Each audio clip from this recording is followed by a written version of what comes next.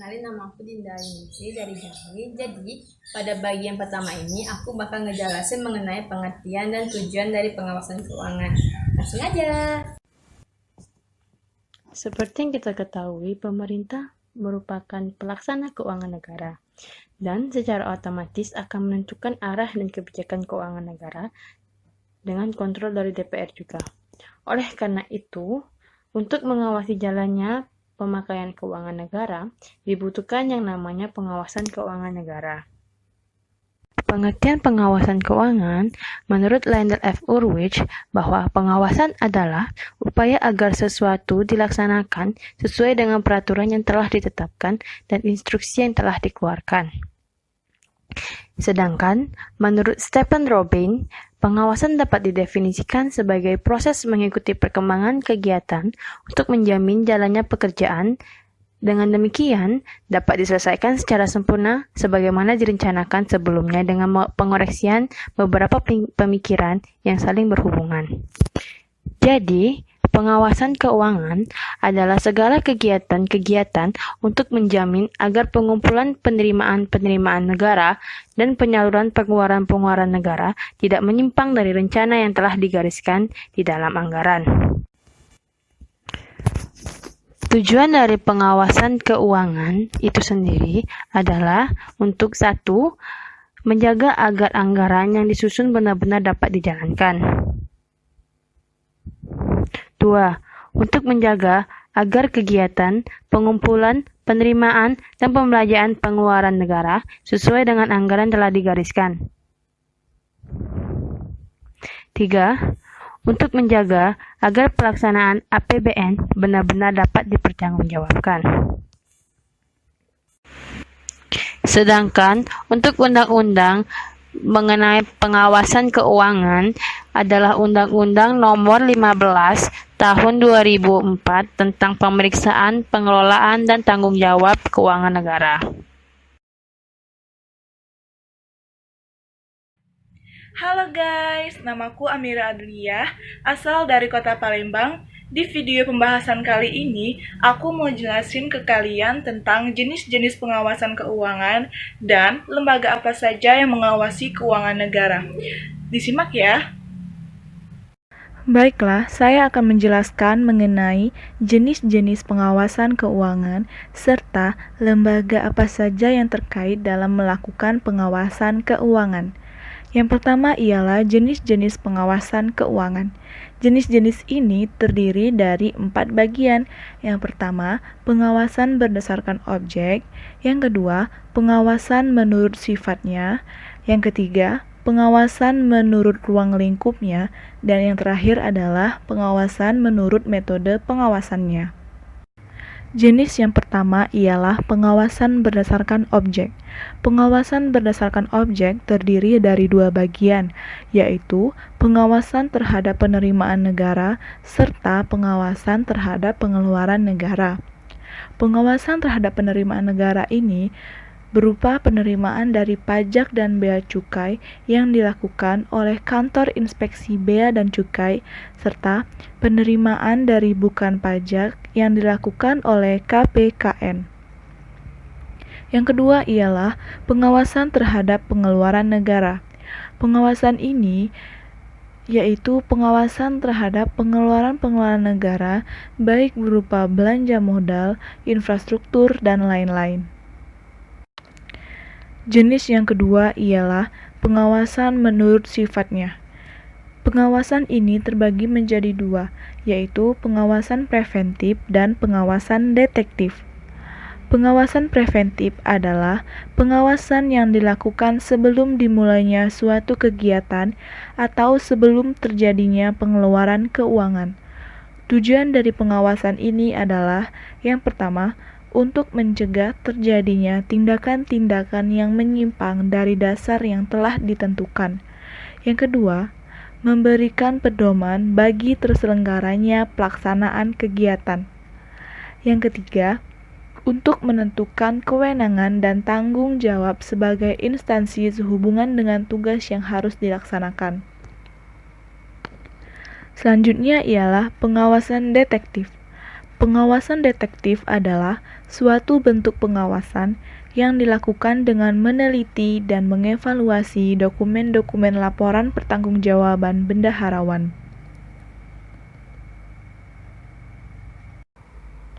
Selanjutnya yang ketiga ialah pengawasan menurut ruang lingkupnya. Pengawasan ini terdiri dari pengawasan internal dan pengawasan eksternal. Pengawasan internal adalah pengawasan yang dilakukan oleh aparat pengawas yang berasal dari lembaga khusus pengawas yang dibentuk secara internal oleh pemerintah atau lembaga eksekutif. Selanjutnya, pengawasan eksternal. Pengawasan eksternal adalah suatu bentuk pengawasan yang dilakukan oleh suatu unit pengawas yang tentunya berasal dari luar lingkungan organisasi eksekutif. Jenis pengawasan yang terakhir ialah pengawasan menurut metode pengawasannya. Pengawasan ini terdiri dari dua, yaitu pengawasan melekat dan pengawasan fungsional. Pengawasan melekat adalah pengawasan yang dilakukan oleh pimpinan atau atasan langsung suatu organisasi terhadap bawahannya dengan tujuan untuk mengetahui atau menilai program kerja yang telah disepakati, apakah sudah dilaksanakan sesuai dengan ketentuan dan peraturan perundang-undangan yang berlaku. Yang kedua ialah pengawasan fungsional. Pengawasan fungsional adalah pengawasan yang dilakukan oleh aparat pengawas fungsional, baik yang berasal dari internal pemerintah maupun dari lingkungan eksternal pemerintah. Jika tadi kita membahas mengenai jenis-jenis pengawasan keuangan, maka selanjutnya ialah lembaga-lembaga dalam pengawasan keuangan. Lembaga ini ada 3, ada BPK, BPKP, dan juga Irjen.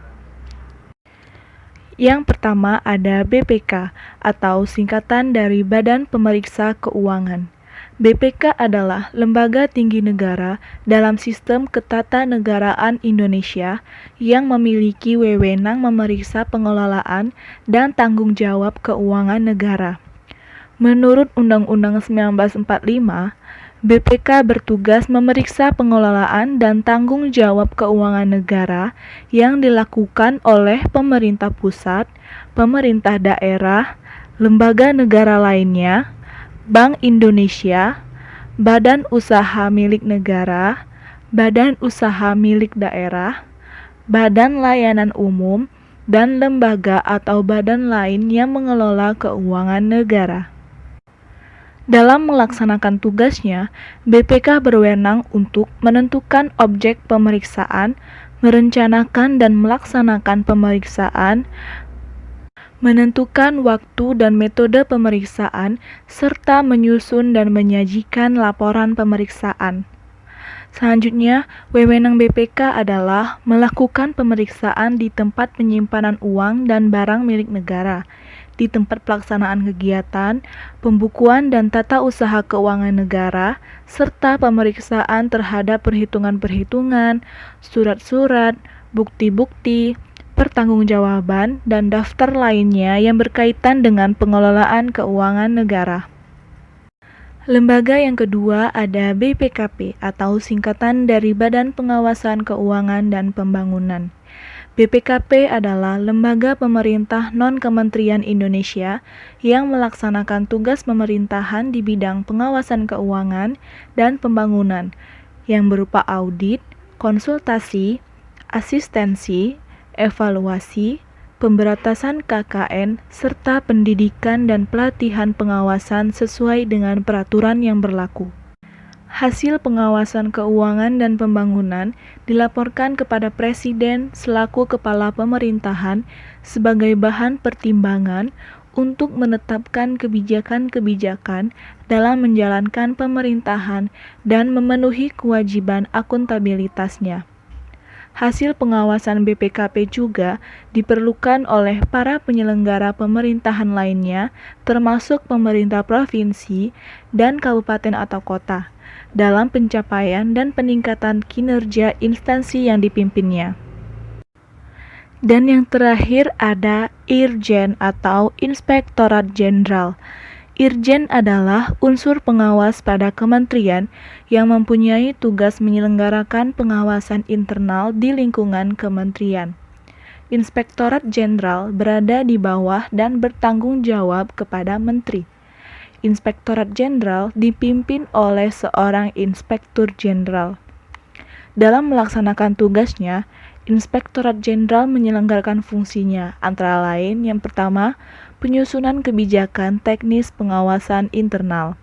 Yang kedua, pelaksanaan pengawasan internal terhadap kinerja dan keuangan melalui audit, review, evaluasi, pemantauan, dan kegiatan pengawasan lainnya. Yang ketiga, pelaksanaan pengawasan untuk tujuan tertentu atas penugasan menteri.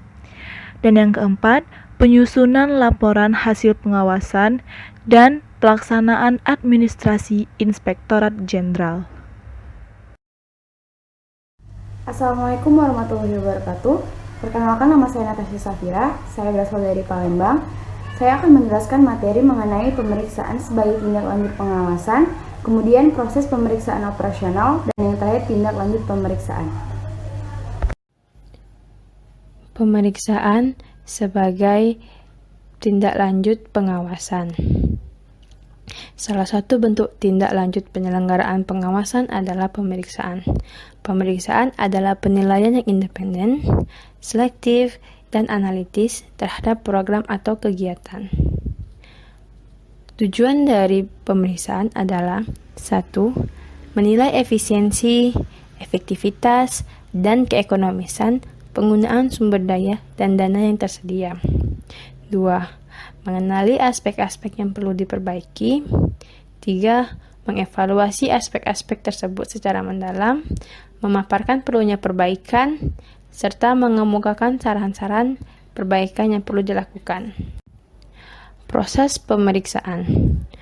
Proses pelaksanaan pemeriksaan secara garis besar dilakukan dalam 4 tahap, yaitu pertama, survei pendahuluan, 2.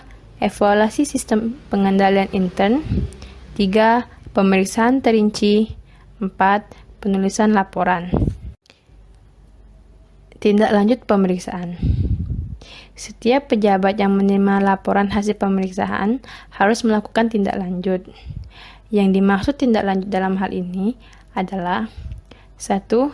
Tindakan administratif sesuai dengan ketentuan perundang-undangan di bidang pengawasan, termasuk penerapan hukum disiplin, tindakan tuntutan atau gugatan perdata, antara lain tuntutan ganti rugi atau penyetoran kembali, tuntutan bendaharawan, tuntutan perdata berupa pengenaan denda, ganti rugi, dan lain-lain, tindakan pengajuan tindak pidana dengan menyerahkan perkaranya ke pengadilan negeri.